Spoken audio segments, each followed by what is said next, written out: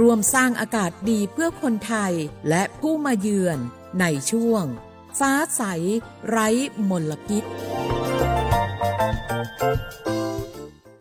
สวัสดีครับท่านผู้ฟังทุกท่านกำลังติดตามรับฟังรายการคุยสบายยามบ่ายช่วงฟ้าใสไร้มลพิษตามโครงการประชาสัมพันธ์การจัดการปัญหาฝุ่นละออง PM 2.5 ประจำปีงบประมาณพศ 2568 ทางสถานีวิทยุกระจายเสียงแห่งประเทศไทยจังหวัดเชียงใหม่กับผมฉลาดกัญญาผู้ดำเนินรายการครับสถานการณ์ฝุ่นละออง PM 2.5 ซึ่งส่งผลกระทบต่อสุขภาพสิ่งแวดล้อมและการท่องเที่ยวในประเทศไทยวันนี้นะครับก็จะมาอู้ถึงเรื่องของสาเหตุปัญหาแนวทางการแก้ไขและมาตรการจากภาครัฐรวมถึงสิ่งที่เราทุกคนสามารถทำได้นะครับเพื่อช่วยลดมลพิษและสร้างอากาศบริสุทธิ์ให้กับประเทศของเรามาร่วมกันนะครับเป็นส่วนหนึ่งในการสร้างอากาศที่สดใสไร้ฝุ่นไปด้วยกันติดตามได้ในรายการคุยสบายยามบ่ายช่วงฟ้าใสไร้มลพิษวันนี้ครับเจ้าจะอี้อากาศกำลังดีมีหมอกมีเหมยมีน้ำข้างเหมือนในฝันเลยเนาะเจ้เนาะใจละยิ่งตอนแรงซ้ำห้ายนะช่วงตะวันจะตกดินน่ะฟ้าเป็นสีทองงามแต่อากาศแบบนี้นักท่องเที่ยวชอบเนอะว่าได้สาวๆมายืนตากน้ำข้างอย่างกันอยู่นี่บ่หนาวมันก็นี่เปิ้นกำลังชมความงามธรรมชาติอยู่มาอู้ให้เสียบรรยากาศหมดไอ้แก้วว่าแต่ว่านี่จะไปไหนนี่วันนี้นี่พูดนั่นกันนะจะไปเฝ้าเฟืองให้กำที่กลางตรงพุ่นนะพี่ป่อบอกว่าจะปลูกหอมแล้วนี่ไอ้แก้วเปิ้นกำลังชื่นชมอากาศดีๆนี่จะมาย่างคืออากาศเสียเหี้ยแล้วนี่เอาเห็นหมอแก้วเจ้เคยบอกแล้วโลว่าการเผาทำให้เกิดมลพิษฝุ่น PM 2.5 มันส่งผลกระทบต่อสุขภาพต่อสิ่งแวดล้อมและการท่องเที่ยวตอนนี้อากาศบ้านเฮากำลังดีๆอยู่ถ้ามีการเผาเศษวัสดุต่างๆอากาศก็แย่นักท่องเที่ยวก็บ่อยากมาน่ะกะใจละเจ้อากาศกำลังดีๆอยู่จะมาเผาอะไรเปิ้นเหี้ยไปเลยไหนไอ้แก้วคือไอ้คำมันมาไถฮือมันเตะไหนแก้วนี่นะโอ้ขอโทษครับน้องพลล่ะคิดว่าเผามันง่ายดีแน่ร่วมสร้างอากาศที่สดใสไม่สร้างมลพิษให้สิ่งแวดล้อมปรารถนาดีจากสำนักประชาสัมพันธ์เขต 3 กรมประชาสัมพันธ์ร่วมสร้างอากาศดีเพื่อคนไทยและผู้มาเยือนในช่วงฟ้าใสไร้มลพิษกลับเข้าสู่รายการคุยสบายยามบ่ายช่วงฟ้าใสไร้มลพิษในช่วงนี้นะครับไปรู้จักกับ PM 2.5 กันนะครับซึ่งคำว่า PM หรือ Particulate Matter เป็นคำห้องค่ามาตรฐานของฝุ่นละอองขนาดเล็กที่เป็นอันตรายต่อสุขภาพซึ่งมีอยู่ด้วยกัน2ชนิดนะครับก็คือ PM 10 และก็ PM 2.5 ซึ่งฝุ่น PM 10 นะครับหรือห้องกันว่าฝุ่นหยาบก็คืออนุภาคฝุ่นละอองในอากาศที่มีเส้นผ่าศูนย์กลางขนาด 2.5 ถึง 10 ไมครอนฝุ่นประเภทนี้นะครับเมื่อรวมกันเป็นจำนวนมากมักจะสังเกตได้ง่ายเช่นฝุ่นที่เกาะอยู่ตามเข้าของเครื่องใช้เกสรดอกไม้และก็ฝุ่นละอองจากงานก่อสร้างนะครับฝุ่น PM 2.5 ก็ห้องกันว่าฝุ่นละเอียดคืออนุภาคฝุ่นละอองในอากาศที่มีขนาดเส้นผ่าศูนย์กลางอยู่ที่ 2.5 ไมครอนและก็แขวนลอยอยู่ในอากาศรวมกับไอน้ำควันและก็ก๊าซต่างๆบ่สามารถที่จะมองเห็นได้ด้วยตาเปล่าจึงเป็นเพียงฝุ่นละอองขนาดจิ๋วแต่เมื่อมาอยู่รวมกันนะครับก็จะกินพื้นที่ในอากาศมหาศาลล่องลอยอยู่ในชั้นบรรยากาศปริมาณสูงเกิดเป็นหมอกควันที่เฮาหันกัน PM 2.5 ก็คือฝุ่นละอองขนาดบ่เกิน 2.5 ไมครอนเทียบได้ว่ามีขนาด1ใน25ส่วนของเส้นผ่าศูนย์กลางของเส้นผมมนุษย์มีขนาดเล็กจนคนจมูกของมนุษย์ที่ทำหน้าที่กรองฝุ่นนั่นบ่สามารถที่จะกรองได้สามารถที่จะแพร่กระจายเข้าสู่ทางเดินหายใจกระแสเลือดและเข้าสู่อวัยวะอื่นๆในร่างกายและตัวฝุ่นนะครับก็จะเป็นพาหะนำสารอื่นเข้ามาตัวเช่นแคดเมียมปารอดโลหะหนักและก็สารก่อมะเร็งตัวนะครับซึ่งสาเหตุทำให้เกิดฝุ่น PM 2.5 ก็คือในเรื่องของการคมนาคมขนส่งควันจากท่อไอเสียการเผาไหม้ที่บ่สมบูรณ์ของเครื่องยนต์การผลิตไฟฟ้าและโรงงานอุตสาหกรรมนิคมอุตสาหกรรมต่างๆการเผาปิโตรเลียมและถ่านหินมาเป็นเชื้อเพลิงผลิตกระแสไฟฟ้าซึ่งอุตสาหกรรมเหล่านี้ก่อให้เกิดก๊าซพิษและก่อการเผาไหม้นะครับการเผาในที่โล่งการเผาเพื่อทำการเกษตรนะครับเช่นฟางข้าวอ้อยข้าวโพดไฟป่าหรือการเผาป่าการก่อสร้างอาคารถนนหรือโครงการขนาดใหญ่ฝุ่นจากการสัญจรบนถนนที่บ่ได้ลาดยางหรือถนนที่มีฝุ่นสะสม ซึ่งการร่วมตัวของก๊าซอื่นๆในชั้นบรรยากาศโดยเฉพาะซัลเฟอร์ไดออกไซด์และออกไซด์ของไนโตรเจนรวมทั้งสารพิษอื่นๆที่ล้วนเป็นอันตรายต่อร่างกายมนุษย์และสารปรอดแคดเมียมอาเซติกหรือโพลีโซคริกและมาติกไฮโดรคาร์บอนซึ่งอันตรายนะครับจากผลกระทบจากฝุ่น PM 2.5 ซึ่งฝุ่นละออง PM 2.5 ก็เป็นฝุ่นที่บ่เห็นด้วยตาเปล่าบ่มีกลิ่นขนาดเล็กสามารถที่จะผ่านเข้าสู่ร่างกายเฮาลึกนะครับได้ถึงถุงลมปอดบางส่วนสามารถเล็ดลอดผ่านผนังถุงลมเข้าเส้นเลือดฝอยล่องลอยอยู่ในกระแสเลือดและกระจายตัวแทรกซึมไปทั่วร่างกายกระตุ้นให้คนมีโรคระบบทางเดินหายใจเรื้อรังเกิดการกำเริบเช่นโรคจมูกอักเสบภูมิแพ้โรคหอบหืดและโรคถุงลมโป่งพองโรคระบบหัวใจและโรคหลอดเลือดเรื้อรังโดยเฉพาะโรคกล้ามเนื้อหัวใจขาดเลือดสำหรับผลระยะยาวนะครับก็จะทำให้การทำงานของปอดถดถอยอาจเกิดโรคถุงลมโป่งพองได้แม่บ่ได้สูบบุหรี่ก็ตามและก็เพิ่มโอกาสทำให้เกิดมะเร็งปอดได้แหมตยนี่ก็เป็นเรื่องราวข่าวสารนะครับที่นำมาให้ท่านผู้ฟังได้ติดตามรับฟังกันกับรายการคุยสบายยามบ่ายช่วงฟ้าใสไร้มลพิษร่วมสร้างอากาศดีเพื่อคนไทยและผู้มาเยือนในช่วงฟ้าใสไร้มลพิษ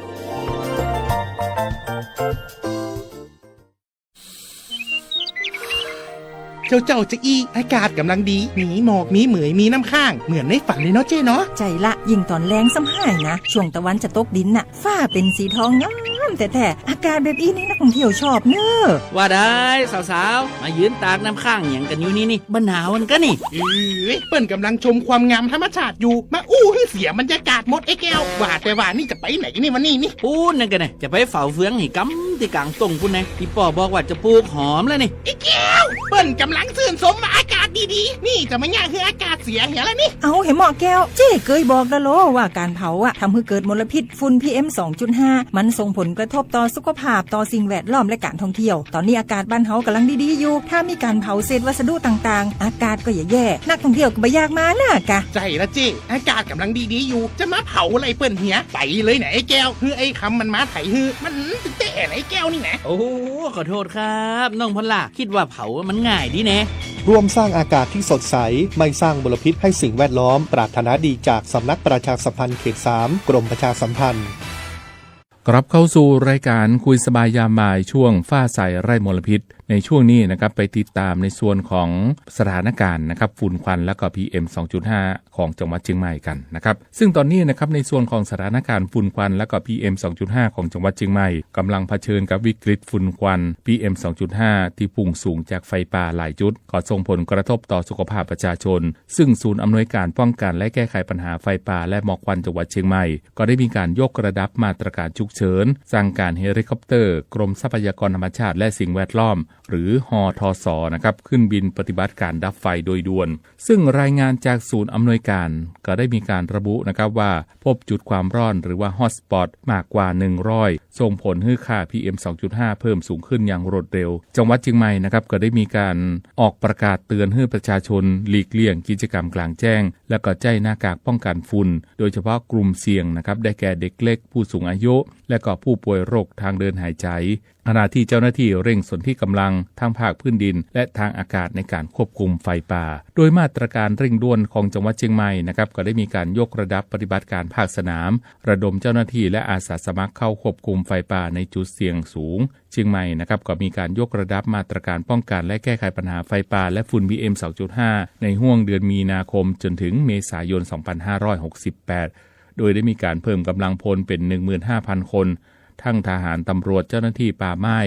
อาสาสมัครและก็จิตอาสาประชาชนในการผลัดเปลี่ยนปฏิบัติการเน้นในการลาดตระเวนและก็เฝ้าระวังเพื่อที่จะค้นหาผู้กระทำความผิดจากการลักลอบเผาและบังคับใช้กฎหมายอย่างเด็ดขาดใช้เฮลิคอปเตอร์ดับไฟนะครับเฮลิคอปเตอร์ของหทส.ออกปฏิบัติภารกิจโปรยน้ำดับไฟในพื้นที่ที่เข้าถึงยากซึ่งทีมจังหวัดเชียงใหม่ก็ได้มีการบูรณาการร่วมกับกองทัพภาคที่ 3 ส่วนหน้าสนับสนุนปฏิบัติการส่งอากาศยาน3 ลำในการดับไฟป่าพื้นที่สูงที่เข้าถึงยากนะครับก็คือหทส. AS 350พื้นที่อำเภอเชียงดาวหทบ. MI 17พื้นที่อำเภอฮอดหปพ. KA 32พื้นที่อำเภอบ้านโฮง การแจ้งเตือนประชาชนนะครับก็ขอให้สวมหน้ากากอนามัยหลีกเลี่ยงกิจกรรมกลางแจ้งและก็ติดตามสถานการณ์อย่างใกล้ชิดและก็มีการบังคับใช้กฎหมายอย่างเข้มงวดตรวจสอบและดำเนินคดีผู้ลักลอบเผาป่าและก็พื้นที่ทางการเกษตรตัวนะครับอันนี้ก็เป็นมาตรการเร่งด่วนนะครับในพื้นที่ของจังหวัดเชียงใหม่ที่ตอนนี้นะครับกำลังเผชิญกับวิกฤตฝุ่นควันและก็ PM 2.5 เพราะว่ามีการเผาในพื้นที่แล้วก็มีจุดฮอตสปอตเป็นจำนวนมากนะครับซึ่งสำนักงานสาธารณสุขจังหวัดเชียงใหม่ก็ได้มีการดำเนินการเชิงรุกนะครับเพื่อที่จะดูแลประชาชนในช่วงของสถานการณ์ฝุ่น PM 2.5 ก็มีการประชาสัมพันธ์และก็ให้ความรู้โดยอสม.และเจ้าหน้าที่สาธารณสุขนะครับก็ได้มีการออกประชาสัมพันธ์เชิงรุกโดยการเคาะประตูบ้านให้ความรู้เกี่ยวกับการปฏิบัติตัวในช่วงของสถานการณ์ฝุ่น PM 2.5 และก็การแนะนำนะครับวิธีการลดผลกระทบจากฝุ่นรวมถึงการบ่สร้างแหล่งกำเนิดฝุ่นตัวเองนะครับก็มีการแจกจ่ายหน้ากากป้องกันฝุ่นให้กับผู้ที่มีอาการป่วยและก็ผู้ที่ติดเตียงการเปิดบริการทางการแพทย์นะครับโดยโรงพยาบาลส่งเสริมสุขภาพตำบลหรือรพสต.และก็โรงพยาบาลในพื้นที่ก็ได้มีการเปิดห้องลดฝุ่นเพื่อให้บริการประชาชนที่อาจได้รับผลกระทบจากฝุ่น PM 2.5 เปิดบริการคลินิกมลพิษรองรับประชาชนที่ได้รับผลกระทบจากฝุ่นซึ่งการดำเนินการในจังหวัดเชียงใหม่ทำให้ 68,892 หลังคาเรือนใน25อำเภอได้รับความรู้และก็คำแนะนำเกี่ยวกับการลดผลกระทบจากฝุ่น PM 2.5 นะครับนี่ก็เป็นในส่วนของสถานการณ์ฝุ่นควันและก็ PM 2.5 ที่เกิดขึ้นในช่วงนี้นะครับของจังหวัดเชียงใหม่นะครับร่วมสร้างอากาศดีเพื่อคนไทยและผู้มาเยือนในช่วงฟ้าใสไร้มลพิษ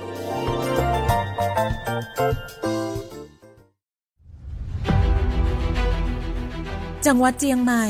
ขอความร่วมมือทุกภาคส่วนงดการเผาเพื่อลดปัญหาหมอกควันและมลพิษทางอากาศจากการเผาป่าและการเผาเศษวัสดุทางการเกษตรตามประกาศมาตรการสำคัญเพื่อควบคุมการเผาในพื้นที่ต่างๆโดยบ่อนุญาตเพื่อมีการเผาใดๆทั้งสิ้นเพื่อเป็นการลดมลภาวะจากฝุ่นละอองขนาดเล็ก PM 2.5 ตั้งแต่วันที่ 1 มกราคม 2568 จนถึงวันที่ 15 พฤษภาคม 2568 หากจำเป็นสามารถลงทะเบียนขออนุมัติผ่านระบบไฟล์ดีได้ฝ่าฝืนต้องระวังโทษจำคุกและปรับบ่เกิน 2,500 บาทหรือทั้งจำทั้งปรับจังหวัดเชียงใหม่ส่งเสริมการใช้เทคโนโลยีในการจัดการขยะและเศษวัสดุทางการเกษตรเพื่อลดการเผาในอนาคตและสร้างสภาพแวดล้อมที่ดีขึ้นในระยะยาวหากพบเห็นการเผาในพื้นที่ห้ามเผาหรือพบผู้กระทำผิดสามารถแจ้งข้อมูลได้ที่ 053-112-808 หรือ 191 ตลอด 24 ชั่วโมง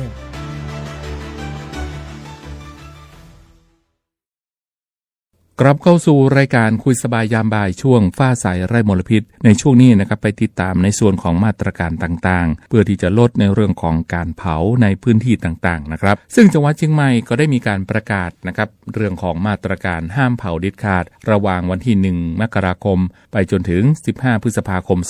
2568 เพื่อที่จะป้องกันมลพิษทางอากาศและก็หมอกควันซึ่งส่งผลกระทบต่อสุขภาพของประชาชนซึ่งจังหวัดเชียงใหม่ก็ได้มีการประกาศมาตรการห้ามเผาเด็ดขาดในช่วงเวลานี้โดยทางตำรวจภูธรจังหวัดเชียงใหม่ก็จะมีการบังคับใช้กฎหมายอย่างเข้มงวดและก็มีบทลงโทษรุนแรงนะครับสำหรับผู้ที่ฝ่าฝืนก็คือห้ามเผาในพื้นที่เอกชนพื้นที่สาธารณะตามพระราชบัญญัติการสาธารณสุขพ.ศ.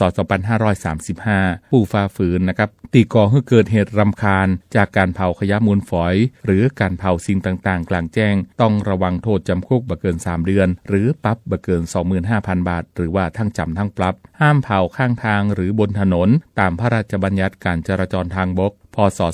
2522ห้ามเผาหรือว่าก่อให้เกิดควันในระยะ500 เมตรจากถนนซึ่งก่อให้เกิดอันตรายต่อการจราจรฝ่าฝืนต้องระวังโทษปรับบ่เกิน 1,000 บาทห้ามเผาในพื้นที่อุทยานแห่งชาติและเขตพันธุ์สัตว์ป่า ผู้ฝ่าฝืนต้องระวังโทษจำคุก 4 ถึง 20 ปีและก็ปรับ 400,000 ถึง 2 ล้านบาทหรือว่าทั้งจำทั้งปรับห้ามเผาในเขตป่าสงวนแห่งชาติผู้ฝ่าฝืนต้องระวังโทษจำคุก 6 เดือนถึง 5 ปีและปรับ 5,000 ถึง 50,000 บาทหากเผาหรือครอบครองพื้นที่เกิน25ไร่ต้องระวังโทษจำคุก 2 ถึง 15 ปีและปรับ 20,000 ถึง 150,000 บาทห้ามเผาในพื้นที่เกษตรกรรมเช่นการเผาไร่อ้อยการเผาตอสังข้าวหากการเผาทำให้เกิดเพลิงไหม้จนเป็นอันตรายต่อผู้อื่นหรือว่าทรัพย์สินของผู้อื่นก็มีโทษตามประมวลกฎหมายอาญามาตรา 220จำคุกบ่เกิน 7 ปีและก็ปรับบ่เกิน 140,000 บาทหรือว่าทั้งจำทั้งปรับหากการเผาก่อให้เกิดความเดือดร้อนรำคาญแก่ผู้อื่นก็มีโทษจำคุกบ่เกิน 3 เดือนหรือปรับบ่เกิน 25,000 บาทหรือว่าทั้งจำทั้งปรับนะครับทั้งนี้นะครับก็ขอความร่วมมือจากพี่น้องประชาชนทุกคนงดเว้นการเผาทุกประเภทในช่วงของระยะเวลาดังกล่าวหากพบเห็นการเผานะครับก็สามารถที่จะแจ้งเบาะแสได้ที่หน่วยงานที่เกี่ยวข้องเพื่อที่จะร่วมกันลดปัญหาหมอกควันและปกป้องสิ่งแวดล้อมของเฮาก็สามารถที่จะจี้เบาะแสผู้กระทำความผิดหรือว่าแจ้งเหตุได้ที่053-112-808หรือ191ตลอด24ชั่วโมงนะครับนี่ก็เป็นมาตรการนะครับของทางจังหวัดเชียงใหม่ในส่วนของมาตรการนะครับในเรื่องของการเผาในพื้นที่ทางการเกษตรทางสำนักงานเกษตรและสหกรณ์จังหวัดเชียงใหม่ก็ได้มีการรายงานถึงการยกระดับการแก้ไขปัญหามลพิษทางอากาศและฝุ่นละอองตามมติคณะรัฐมนตรีเมื่อวันที่9เมษายน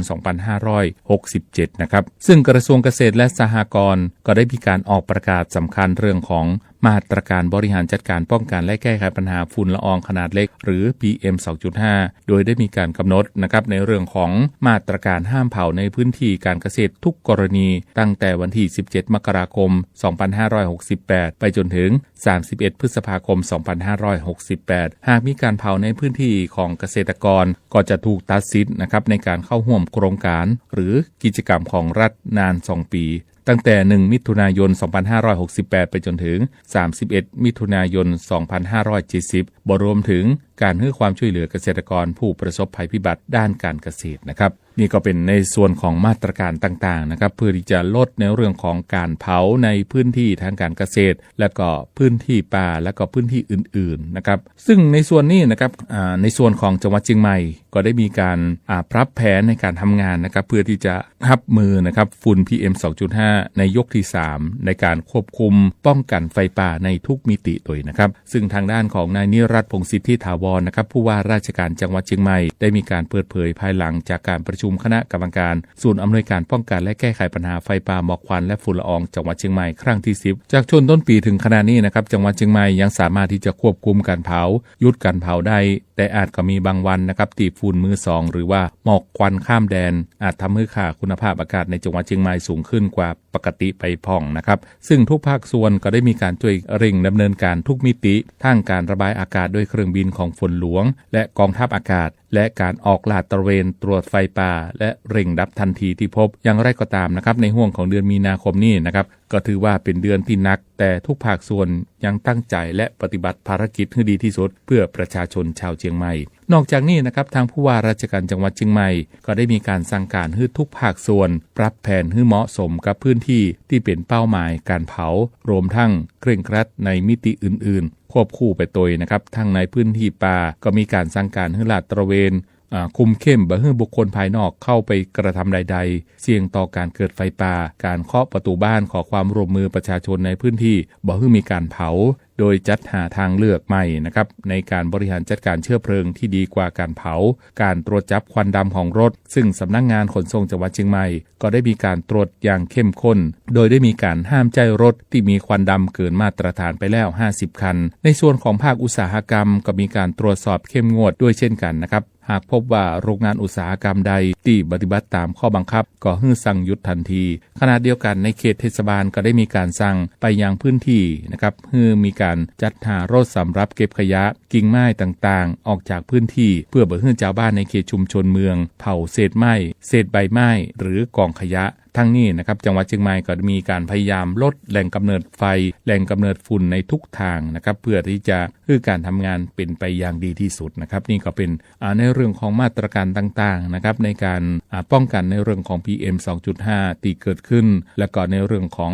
การห้ามเผาต่างๆในพื้นที่ตัวนะครับนี่ก็เป็นเรื่องราวข่าวสารที่นำมาให้ท่านผู้ฟังได้ติดตามรับฟังกันกับรายการคุยสบายยามบ่ายช่วงฟ้าใสไร้มลพิษนะครับ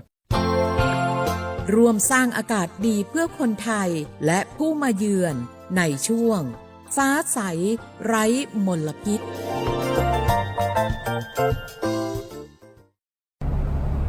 คุณเทกี้เดี๋ยวช่วยจอดข้างหน้าให้แสงล่าแวะซื้อของไปฝากคุณชายกบแป๊บหนึ่งได้ไหมคะได้ครับผมจอดแป๊บเดียวไม่ต้องดับเครื่องก็ได้มั้งครับกลับขึ้นมาก็จะได้นั่งสบายๆแอร์เย็นฉ่ำๆรอเลยไม่ได้แสงล่าจะcrazyอย่าหาทำเชียวนะคะต้องดับเครื่องก่อนค่ะเจ้าฝุ่น PM 2.5 เนี่ยที่ทำให้เราสุขภาพแย่ทุกวันนี้ก็เพราะนี่ไงคะหนึ่งในสาเหตุสำคัญก็มาจากท่อไอเสียของรถยนต์ที่สัญจรไปมาบนท้องถนนนี่แหละค่ะรับทราบครับผมเช็ครถลดฝุ่นไม่ปรับแต่งเครื่องยนต์เพิ่มเติมไม่บรรทุกน้ำหนักเกินพิกัดลดการใช้รถยนต์ส่วนตัวหันมาใช้ขนส่งสาธารณะแทนทางเดียวกันไปด้วยกันนุกหนานโอ้ my god ทำถึงมากค่ะปรับพฤติกรรมการใช้รถช่วยลดฝุ่น PM 2.5 สร้างอากาศดีเพื่อเราทุกคนปรารถนาดีจากสำนักประชาสัมพันธ์เขต 3 กรมประชาสัมพันธ์ Thank you คุณเทกีกลับเข้าสู่รายการคุยกันยามบ่ายช่วงฟ้าใสไร้มลพิษนะครับในช่วงนี้นะครับทางรายการนะครับก็จะอู้ถึงเรื่องของการดูแลสุขภาพเพื่อที่จะลดความเสี่ยงต่อสุขภาพจากฝุ่น PM 2.5 ก็ควรที่จะตรวจสอบสถานการณ์และก็ค่าฝุ่น PM 2.5 จากแอปพลิเคชัน Air4 Thai หรือว่าเว็บไซต์ air4thai.pcd.go.th ของกรมควบคุมมลพิษหรือว่าข้อมูลจากเครื่องตรวจวัดคุณภาพอากาศด้วยดาวเทียมผ่านแอปพลิเคชันเช็คฝุ่นและก็ปฏิบัติตนตามคำแนะนำจากระดับ4คุณภาพอากาศก่อนออกจากบ้านซึ่งเกณฑ์ดัชนีคุณภาพอากาศของประเทศไทยก็จะแบ่งออกเป็น5ระดับการแจ้งเตือนนะครับโดยใจ4เป็นสัญลักษณ์ซึ่งก็มีคะแนนตั้งแต่0ถึงมากกว่า200โดยดัชนีคุณภาพอากาศ100จะมีค่าเทียบเท่าค่าคุณภาพอากาศในบรรยากาศโดยทั่วไปหากดัชนีคุณภาพอากาศที่มีค่าสูงเกินกว่า100แสดงว่าค่าความเข้มข้นของมลพิษของอากาศเกินมาตรฐานโดยมีระดับการแจ้งเตือนพร้อมข้อควรปฏิบัติของพี่น้องประชาชนดังนี้นะครับค่า AQI 0ถึง25จะใจสีฟ้าเป็นสัญลักษณ์คุณภาพอากาศดีมากนะครับมีค่า0ถึง15ไมโครกรัมต่อลูกบาศก์เมตรประชาชนทุกคนสามารถที่จะดำเนินชีวิตได้ตามปกติ AQI ตั้งแต่26ถึง50ใจสีเขียวเป็นสัญลักษณ์คุณภาพอากาศดีนะครับฝุ่น PM 2.5 มีค่า15ถึง25ไมโครกรัมต่อลูกบาศก์เมตรประชาชนทั่วไปก็สามารถที่จะทำกิจกรรมกลางแจ้งได้ตามปกติประชาชนกลุ่มเสี่ยงก็ควรที่จะสังเกตอาการผิดปกติเช่นไอบ่อยหายใจลำบากหายใจทีหายใจบ่ออกหายใจมีเสียงหวีดแน่นหน้าอกเจ็บหน้าอกใจสั่นคลื่นไส้เมื่อยล้าผิดปกติหรือว่าวิงเวียนศีรษะ AQI 51ถึง100จะใจสีเหลืองเป็นสัญลักษณ์มีค่าฝุ่น PM 2.5 อยู่ที่ 25.1 ถึง 37.5 ไมโครกรัมต่อลูกบาศก์เมตรประชาชนทั่วไปลดระยะเวลาการทำกิจกรรมหรือการออกกำลังกายกลางแจ้งที่ใจแรงมากประชาชนกลุ่มเสี่ยงใจอุปกรณ์ป้องกันตกเก่าเช่นหน้ากากป้องกัน PM 2.5 ทุกครั้งที่ออกนอกอาคารลดระยะเวลาการทำกิจกรรมหรือการออกกำลังกายกลางแจ้งที่ใจแห้งมากหากมีอาการผิดปกติก็ให้รีบไปพบแพทย์นะครับ AQI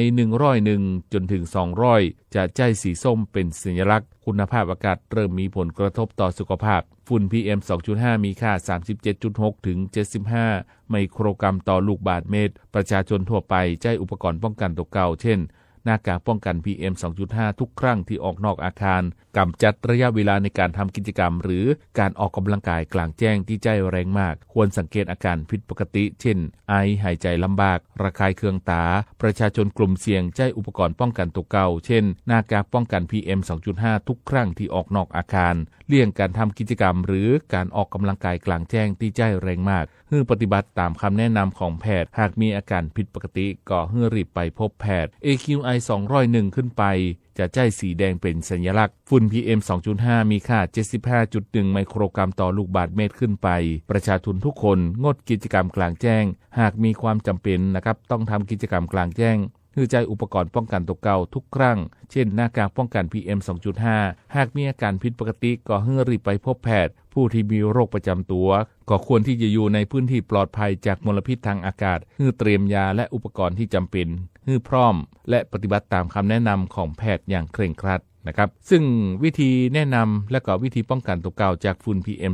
2.5 ลดการใช้ยานพาหนะส่วนตัวส่งเสริมการใช้ระบบขนส่งสาธารณะหลีกเลี่ยงการเผาไหม้ในที่โล่งแจ้งเผาพื้นที่เพื่อเตรียมการทำการเกษตรกรรมเผาขยะหรือวัสดุเหลือใช้ควบคุมกระบวนการก่อสร้างให้มีฝุ่นน้อยที่สุดออกกำลังกายในที่ร่มฝุ่นน้อยๆบ่ควรใส่หน้ากากอนามัยเวลาออกกำลังกายรับประทานอาหารเสริมอาหารที่มีวิตามินซีและก็วิตามินอีสูงเช่นถั่วปลาที่มีโอเมก้า3นักๆนะครับใส่หน้ากากอนามัยทุกครั้งที่จำเป็นต้องออกข้างนอกหรือที่โล่งแจ้งหรือใส่หน้ากากพิเศษชนิดเรียกกันว่า N95 โดยเฉพาะผู้ป่วยที่เป็นโรคระบบทางเดินหายใจหรือโรคหัวใจเรื้อรังสำหรับคนทั่วไปอย่างน้อยให้ใส่หน้ากากอนามัยโดยต้องใส่ให้ถูกวิธีก็คือหันด้านที่เป็นสีเขียวและเป็นมันออกด้านนอกคือส่วนที่มีแผ่นเสริมความแข็งแรงแล้วก็ช่วยในการเข้ารูปอยู่ด้านบนของจมูกสังเกตรอยพับของผ้าด้านหน้าต้องพับลงหากใส่ผิดรอยพับจะกักเก็บฝุ่นในรอยพับทำให้หายใจลำบากนะครับนี่ก็เป็นเรื่องราวข่าวสารนะครับในส่วนของรายการคุยกันยามบ่ายช่วงฟ้าใสไร้มลพิษนะครับศูนย์อำนวยการป้องกันและแก้ไขปัญหาไฟป่าหมอกควันและฝุ่นละอองขนาดเล็ก PM 2.5 จังหวัดเชียงใหม่ปี 2568 ตั้งเป้าลดจุดฮอตสปอตลดฝุ่น PM 2.5 ลดผู้ป่วย COPD ด้วย 3 มาตรการ 1. เพิ่มประสิทธิภาพการบริหารจัดการเชิงพื้นที่ได้แก่ป้องกันรับมือเผชิญเหตุและการจัดการอย่างยั่งยืน 2. ป้องกันและลดการเกิดมลพิษที่ต้นทางควบคุมและลดมลพิษจากการเผาในพื้นที่ป่าพื้นที่เกษตรและพื้นที่ชุมชน 3. ลดผลกระทบต่อสุขภาพโดยเฝ้าระวังและติดตามแจ้งเตือนคุณภาพอากาศพร้อมคำนวณแนะนำการดูแลสุขภาพเชิงรุก 1. ความท้าทายของทุกหน่วยงานในการจัดการแก้ไขปัญหาไฟป่าและฝุ่น PM 2.5 ในปี 2568 ที่ชาวเชียงใหม่ร่วมใจกันเพื่ออากาศสะอาด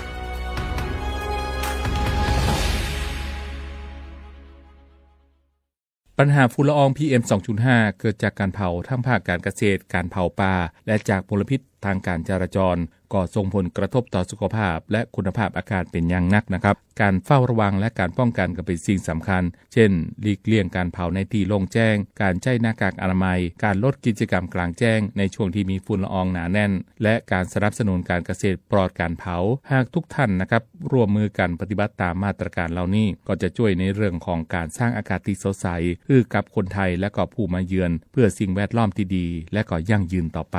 ช่วงเวลาของรายการคุยสบายยามบ่ายช่วงฟ้าใสไร้มลพิษสำหรับวันนี้หมดลงเพียงเท่านี้ท่านผู้ฟังก็สามารถที่จะติดตามรับฟังรายการคุยสบายยามบ่ายได้ตามวันและก็เวลาเดียวกันนี้ขอบพระคุณสำหรับการติดตามรับฟังสำหรับวันนี้สวัสดีครับร่วมสร้างอากาศดีเพื่อคนไทยและผู้มาเยือนในช่วงฟ้าใสไร้มลพิษ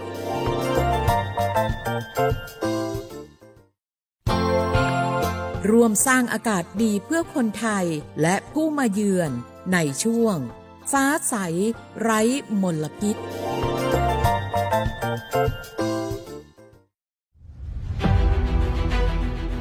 จังหวัดเชียงใหม่ขอความร่วมมือทุกภาคส่วนงดการเผาเพื่อลดปัญหาหมอกควันและมลพิษทางอากาศจากการเผาป่าและการเผาเศษวัสดุทางการเกษตรตามประกาศมาตรการสำคัญเพื่อควบคุมการเผาในพื้นที่ต่างๆโดยบ่อนุญาตเพื่อมีการเผาใดๆทั้งสิ้นเพื่อเป็นการลดมลภาวะจากฝุ่นละอองขนาดเล็ก PM 2.5 ตั้งแต่วันที่ 1 มกราคม 2568 จนถึงวันที่ 15 พฤษภาคม 2568 หากจำเป็นสามารถลงทะเบียนขออนุมัติผ่านระบบไฟล์ดีได้ฝ่าฝืนต้องระวังโทษจำคุกและปรับบ่เกิน 2,500 บาทหรือทั้งจำทั้งปรับจังหวัดเชียงใหม่ส่งเสริมการใช้เทคโนโลยีในการจัดการขยะและเศษวัสดุทางการเกษตรเพื่อลดการเผาในอนาคตและสร้างสภาพแวดล้อมที่ดีขึ้นในระยะยาวหากพบเห็นการเผาในพื้นที่ห้ามเผาหรือพบผู้กระทำผิด สามารถแจ้งข้อมูลได้ที่ 053-112-808 หรือ 191 ตลอด 24 ชั่วโมง